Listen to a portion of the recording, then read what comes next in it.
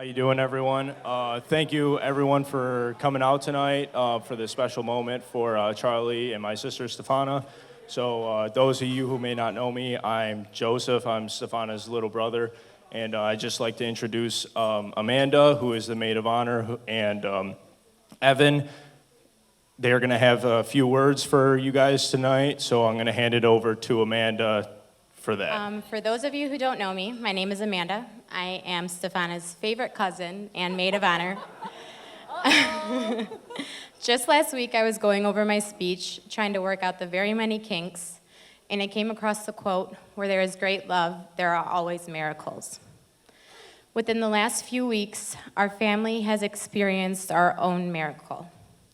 For those of you who don't know, our Nona was admitted to the hospital 3 weeks ago Tuesday, and quite honestly, none of us were sure she would make it through.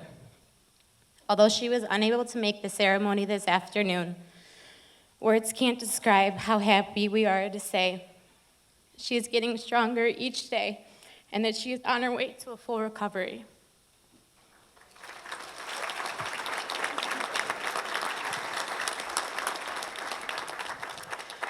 I know it's bittersweet Nona could not be here to celebrate with us today, but I truly believe God granted us a miracle, so Nona could speak with Stefana this morning to give her best wishes and be here to celebrate Stefana and Charlie's love from afar. Growing up, Stefana and my sister Bianca were my first best friends. My Aunt Josephine and Uncle Julio were like my second set of parents. Because we only lived a street over from each other, Stefana, Bianca, and I hung out almost every day, riding our bikes around the neighborhood, causing trouble, and pulling as many pranks on Stefana as possible. Stefana, I am so proud of the woman you have become, and it makes me so happy you have found your soulmate in Charlie. You both genuinely bring out the best in one another. You're the yin to each other's yang. Your love is effortless, and the way you care for each other is inspiring. There is no doubt in my mind you were destined to be together, and I know that your love will continue to inspire miracles as you grow older and deeper in love. Your journey is just beginning, and I couldn't be more happy for the two of you and your beautiful adventures to come. I wish you nothing but the best and 100 years of health and happiness. To the bride and groom. Our speech, interestingly, has the same exact first line. But for those of you who do not know me, my name is Evan, and I've had the privilege of being Chuck's best friend for the past 15 years, ever since meeting each other freshman year of high school on the golf team. For Stefana's sake, and pretty much everyone here, I promise to not deliver this speech in Chuck's patented drunk language, Chuckanese, which should be more of an interpretive speech, as it is a lot of shoulder shrugs, head shakes, and mouth movements. So we're gonna skip that for now. Nor am I gonna use his typical technique to tell jokes, as he's oftentimes laughing too hard at himself to even complete them, and I would like the audience to actually hear all of them. In preparation for this moment, I Googled how to deliver a great best man speech, and across the many pages I read and the videos that I watched, there are a few themes that stuck out.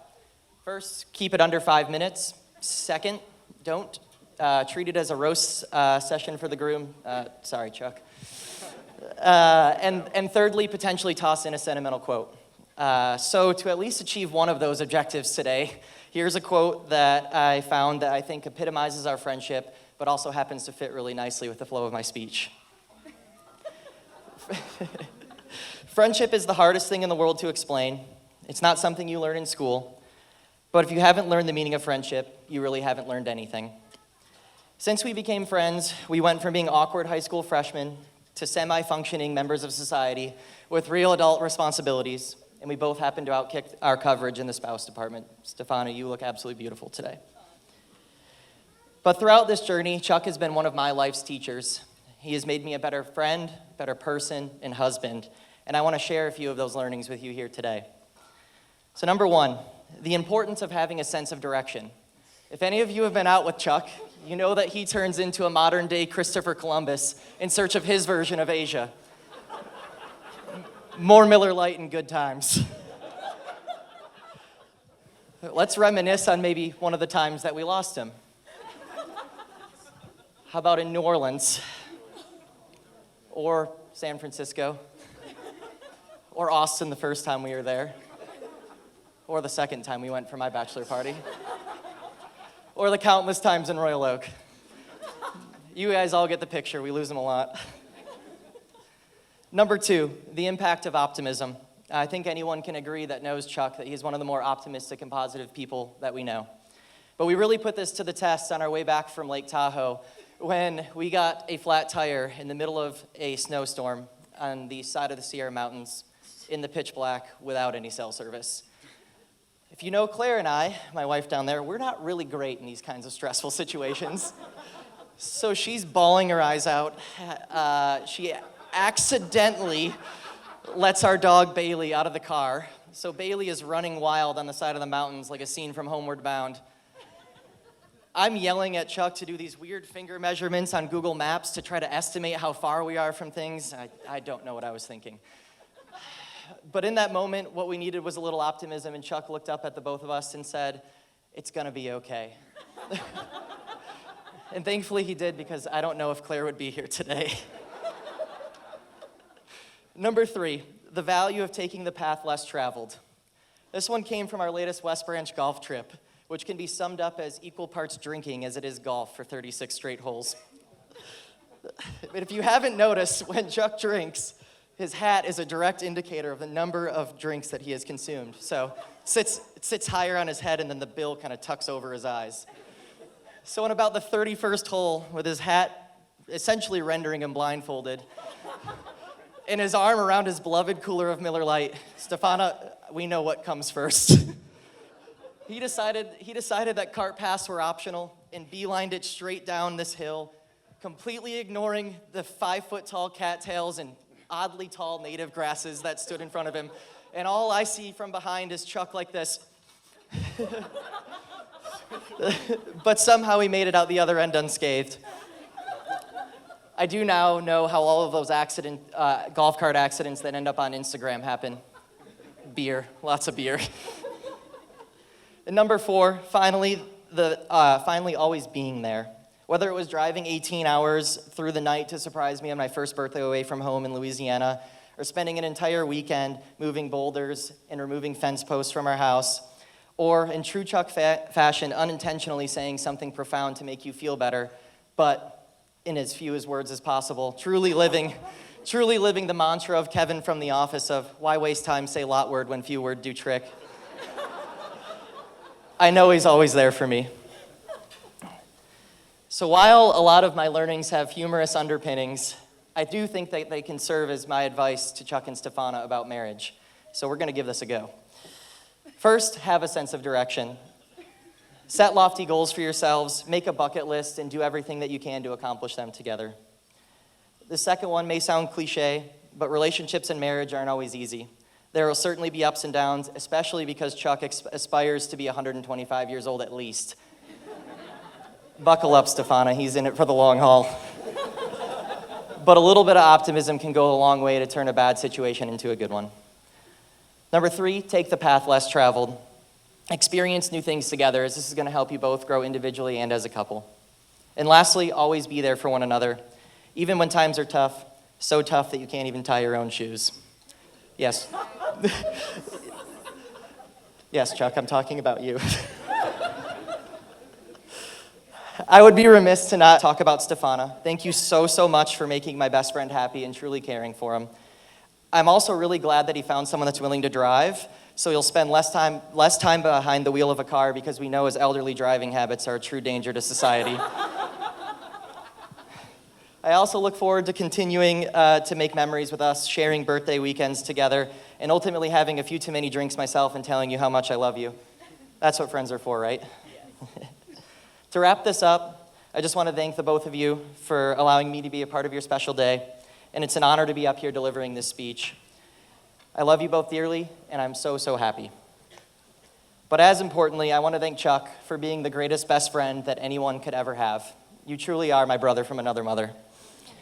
To that end, here's a toast to Chuck and Stefana, to a long life filled with love, adventure, and health. Cheers. Well, Charles came to me in the old-fashioned way to ask for my daughter's hand in marriage. I said it was all right for Charles, but so I don't know who this Chuck guy that Evan was talking about. But anyway, now that I know all this, I might have changed my mind. But he did. He did ask for her hand in marriage. And she made me forcefully write a speech. And I did. First of all, I want to thank everybody for being here tonight. It means a world to us. And it's a special occasion to be able to celebrate and have so many friends celebrate with your daughter and now son-in-law. While we are all gathered here tonight, there's some people that weren't as lucky to be here. And one of them's my mom and my father-in-law, Giuseppe, my mom, Maria. And I'm sure they're looking down at this and being very proud of what a beautiful thing this turned out to be. I know they're here in spirit and are very proud grandparents. Stefana was our firstborn and was truly a bundle of joy. She was a happy, smart, and loving daughter that always amazed Josephine and I. By the age 12, she was the #1 swimmer in the state of Michigan, not to mention Macomb County.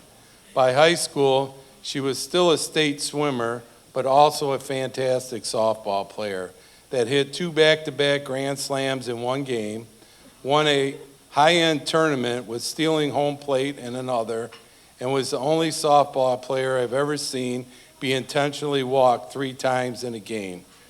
I think you can understand she was quite a handful.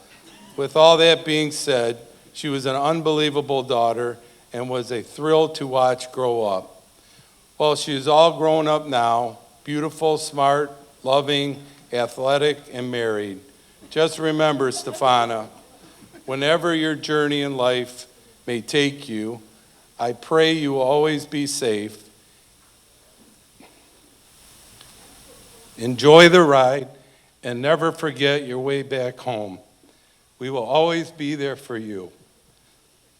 So if you raise your glasses, join me in a toast for Stefana and Charles Jorgensen. Thank you. For those who don't know me, I'm Charles' favorite uncle.